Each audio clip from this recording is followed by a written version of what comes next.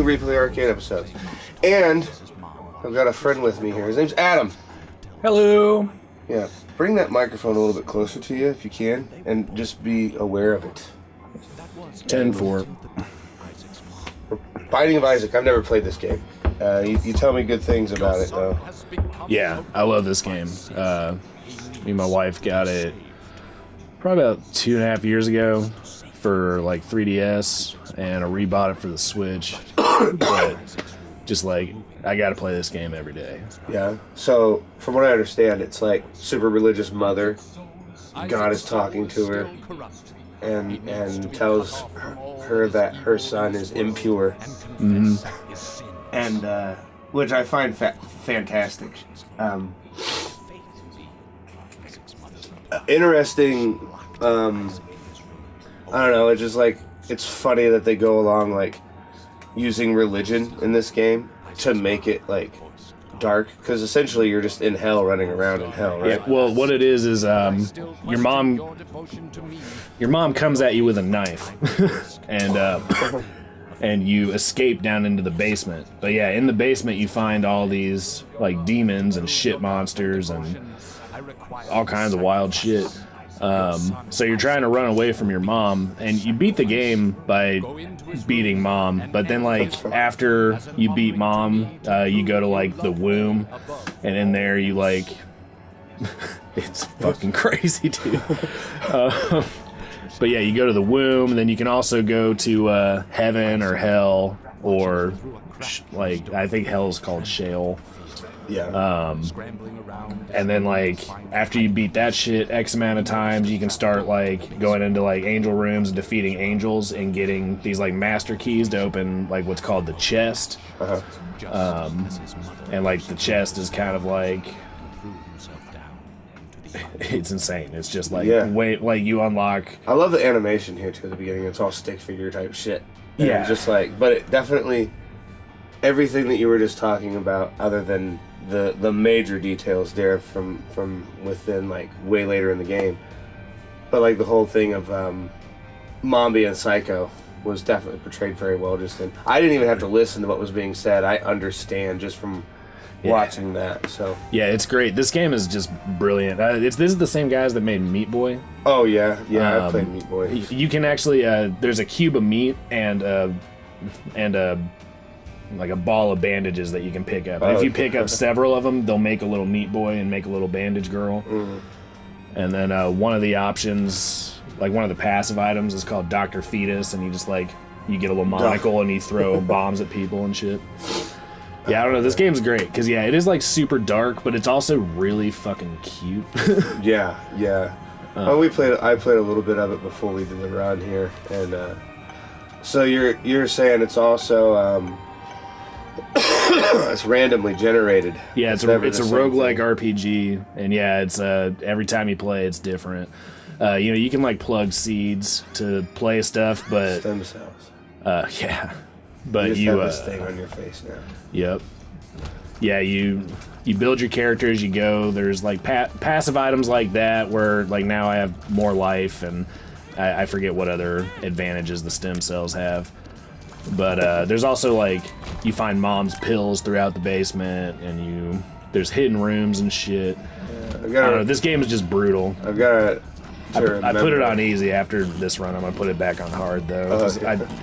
I honestly you play it on hard. Yeah, it's honestly like, I feel like it's a little bit easier on hard. You get like, I feel like you get more stuff and. Okay, so there's benefits. Like you might have to hit your enemies more, but the rewards are better when you play it on hard. Yeah, and that might not be true. That might just be me being stoned and not knowing what's going on. This is cool though, this longer area of the basement here. It reminds me a lot of Zelda. Yeah. In the original Zelda. Just in the overhead look from everything. But you can get the boomerang in this. Oh yeah. So they're definitely paying homage to that kind of thing. Oh, they pay, I don't know, yeah, this game is like a hipster's wet dream. Like, yeah. They just do so much stuff. Like, there's related items where, like, you can get mom's wig that, like, it spills out spiders and stuff that go out and kill shit for you. But if you get like 3 of mom's items, like mom's wig, mom's bra, and mom's underwear, then you like turn into Norman Bates' mother. That's outstanding. Yeah. And Adam's actually the one playing, by the way. And I've been sick, so I'm sure I probably sound a little different, and I apologize for that. I hate being sick, dude. Yeah. I had this, dude. It developed into a sinus infection, which I've been dealing with that now. I'm good right now, but yesterday my fucking dude, it hurt. My sinuses just hurt so bad from drainage, and I was in the bath, right, to loosen everything up and blow my nose and get it all out, because heat really helps all of that.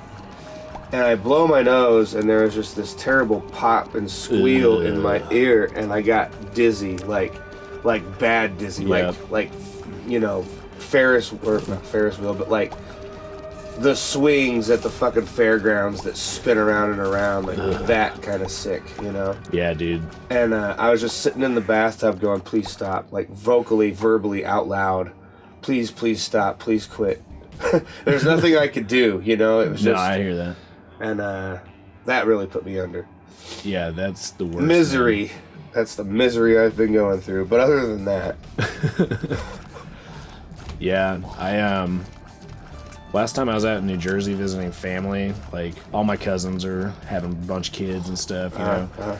It's like I love them; they're all great, but every time I go see them, they just like get me so sick. It's like I don't hang out with kids usually, so my immune system is not used to this. Right.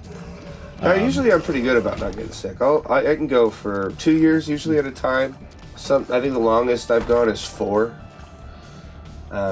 But I've also noticed the older I get, when I get sick, I get really sick. And that sucks. Just like what I'm going through right now. Like, I like it when I say I like it, I prefer to not be sick. But in the circumstances where I am sick, I prefer to just get better. Not get better for like a few days and then the hang on from the sinus bullshit that's still in your head from being sick now makes you sick again, you know, and just I hate it. I don't think anybody really enjoys being sick. You know? No one's like, you know what, I was sick yesterday and it was fucking awesome. I don't know, man. Yeah, kids like being sick, not going to school and well, shit. sure. And I can relate. I guess adults like it. Yeah. At least adults like to say they're sick. Yeah. That's yeah. It's like, oh man, I can't come out, I can't go to work, I can't come over to your house. Really, I just like canceling plans. Yeah. Well, yesterday I came out and watched you play, and I was feeling like shit, honestly, when I was there.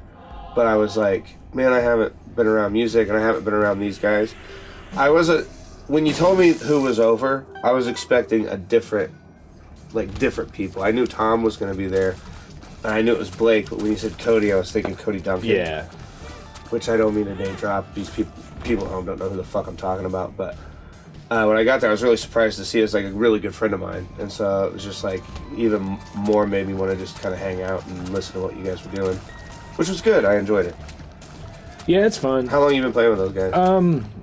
I don't know. They used to just call me to like come fill in when their other guy wouldn't show up to practice and stuff. Yeah, I don't know. We've probably been playing like we try to play once a week, but it's usually more like every 2 or 3 weeks.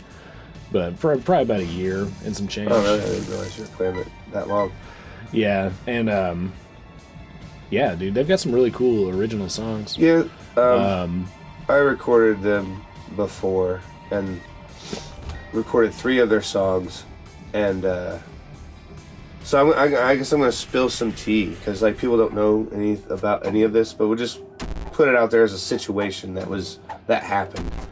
So I recorded them, and they had this other guy in the band at the time. He was the bass player, who you're replaced basically, and he was kind of like the boss in a way. You know, it was like him and Blake were like the 2 guys in that band that wrote and just had the say-so, you know. Mm-hmm. And they came out and they had 3 songs, and they booked the weekend with me. I think we recorded for 3 to 4 days.